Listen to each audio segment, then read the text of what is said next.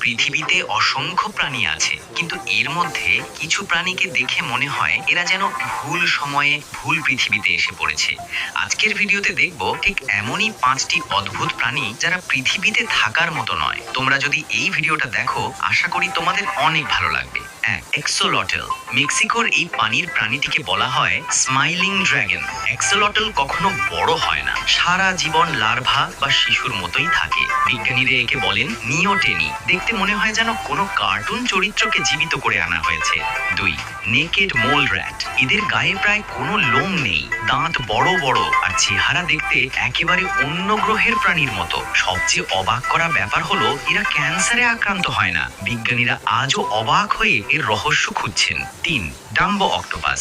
গভীর সমুদ্রের এই অক্টোপাসটির মাথার দুই পাশে কান আকৃতির পাখনার মতো অংশ আছে। দেখতে ঠিক ডিজনির কার্টুন চরিত্র ডাম্বোর মতো।